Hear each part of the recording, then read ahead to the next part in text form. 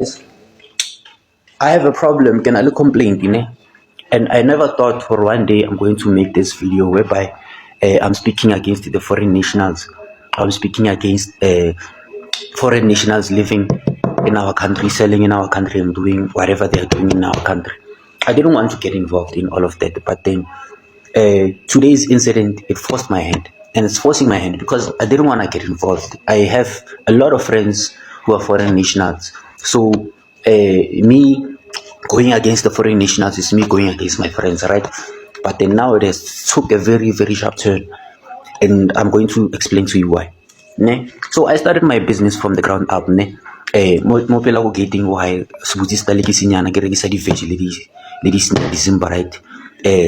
So across the street there was a shop being rented by foreign nationals. In fact, it was next door. The shop, the initial shop, was next door from my house, right? So, whilst it being next door, they were our neighbors, our next door neighbors. E le bo Makarina, bo Christmas, re ba isetsa dijo, lady, ka di Good Friday, you know, re le sharp le bona, sharp. So they moved, meaning they boycotted their shop, the one that we are renting now. And then the guy went to build another shop front opposite. There's the shop, ne? That's the shop. That's the shop that he built with his own cash, right? And then this one that I'm using right now is the one that he used before moving to that other shop, right? So the guy came one day to our Stalkies. He saw, all right, you're selling veggies, okay, popcorn, all right, you know, one, two, Zimbas, ing. Then 1 day, 2 days, the guy stocks up everything we're selling. He now sells it in his shop. All right, okay, it's cool. It's cool. I didn't want to beef. I'll just keep on selling whatever I'm selling. I'll come up with ways to make sure that my business was strong, right?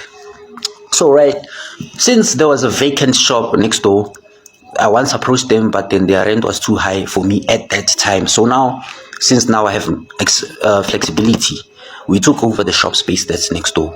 Ne? So we rented that place. It was late June.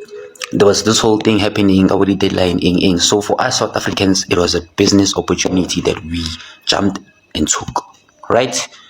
So now, fast forward, we opened the shop. When was it? I think it was on the 20th, but then it was around that week. Ne? We opened the shop, ne? And then now the community switches to us because during that time they also started closing. Ne? They were being inconsistent. They started closing. So the community switches to us. As soon as we moved in, we started selling something different. Ne? We didn't want to be like them. We didn't want to open a Spaza shop. Regular fast food, fresh vegetables and snacks, popcorn, ice cream. As you can see, this is our whole setup, right? This is our whole setup. So now, the community now, instead of everything we're selling popcorn, they need to buy airtime, they need to buy tea bags, they need to buy bread, they need to buy their essentials, etc.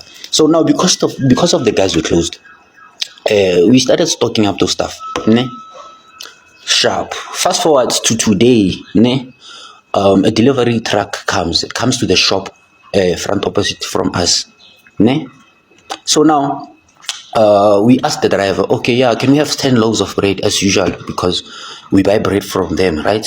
And then this guy blatantly declined. He said, nah, I'm not gonna sell to you. I asked why, and he openly admitted that the owner of the shop opposite to us had threatened their company. The driver told me that their competitor, ne, our competitor, in fact, threatened to stop buying bread from them and claimed that he will tell his wider network of shops, his cartel, as I put it, and I'll put it again, his cartel of shops, to boycott the bread brand entirely if he supplied me, meaning he will stop buying bread from them. And then he's a big buyer, of course, because